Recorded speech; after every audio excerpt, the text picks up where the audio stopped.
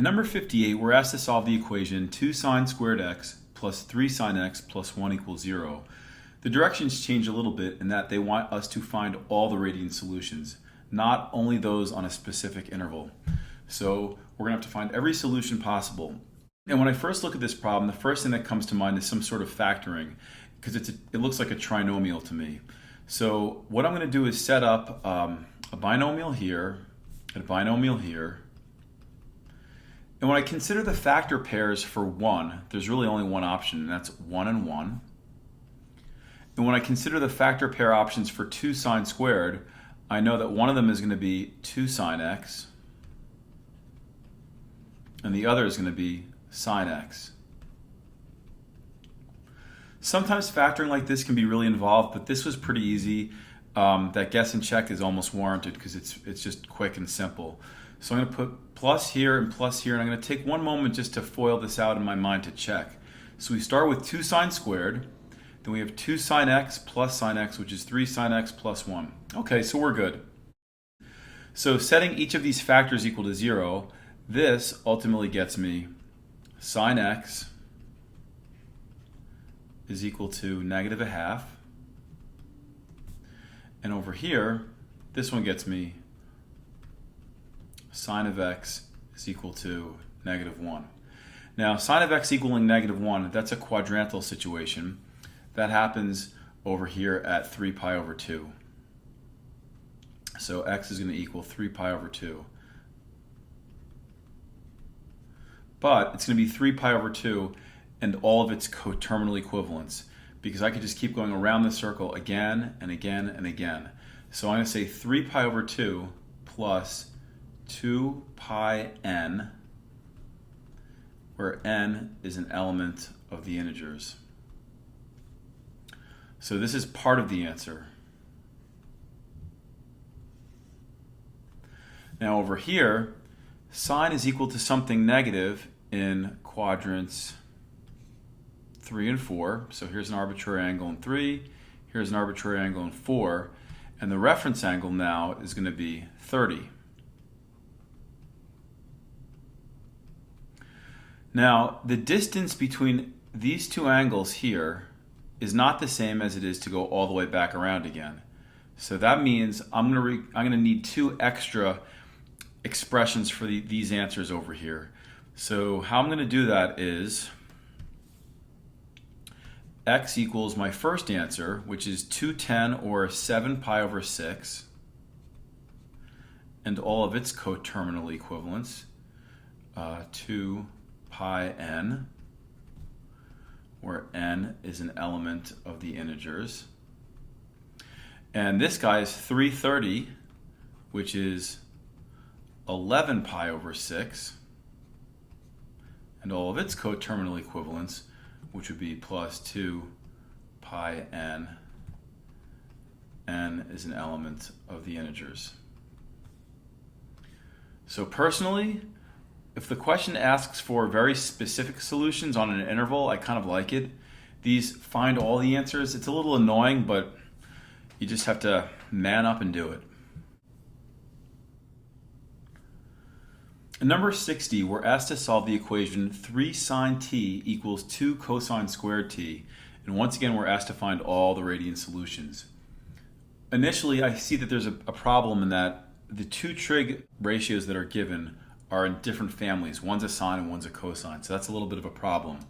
But I think for me, the way that I'm going to get around this is I'm going to use the Pythagorean identity, which says that sine squared theta plus cosine squared theta equals 1. So I can replace cosine squared theta with 1 minus sine squared theta. And if I do that, I'll be in a consistent trig family. So I'm going to say 3 sine t is equal to 2 times this replacement, which is going to be 1 minus sine squared t. Okay, and now I'll distribute. 3 sine t is equal to 2 minus 2 sine squared t. I'll move everything to one side.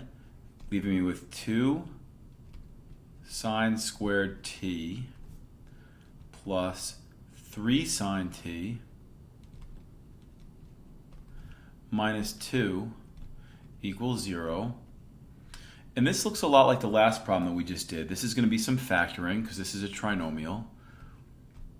The factoring could be complicated if the numbers were bigger, but these numbers aren't so bad, so I think I'm going to just do a guess and check type of thing.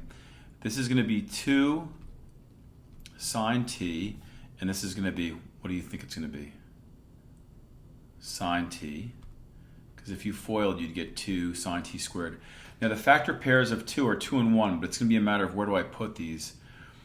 So I think I'm going to put the 2 here, and I'm going to put the minus 1 here. So I'm going to check by FOILing just to make sure. 2 sine squared t, 4 sine t minus sine t is 3 sine t minus 2. Okay, this is looking good. So if I set this first factor equal to 0, I get sine t is equal to a half. And over here, this is interesting, I get sine t is equal to negative 2. Let's discuss this first, the second outcome first, because it's interesting. So I'm going to draw a crude set of axes, and I'm going to draw a sinusoid, thinking about this graphically. Okay, so let's say I'm thinking about this graphically, and I call this y sub 1. This is going to be intercept, max, intercept, min, intercept, max, intercept, min over here, intercept, max, etc., etc. So if I were to draw this like that, I'd have a nice smooth looking sinusoid. But if you remember the range of sinusoid, the lowest y value you're going to see is negative 1, and the highest y value you're going to see is positive 1. So if we intersect this with this other curve, y equals negative 2, that curve is going to be down here. And are the orange and blue curves ever going to cross? And the answer to that is no. So this factor, when we solve for it, doesn't produce anything that we're going to use as a solution. So this doesn't produce any solutions. Now that's only for this factor over here. This guy, he does have solutions. So what we're going to do is we're going to set up a set of axes like we always do. And we know sine is positive in quadrants 1 and 2. And the reference angle whose sine is a half is 30. So the answers are 30 and 150, or pi over 6 and all of its coterminal equivalents. And the other one is going to be 150, which is 5 pi over 6 and all of its coterminal equivalents. So these are the answers that work.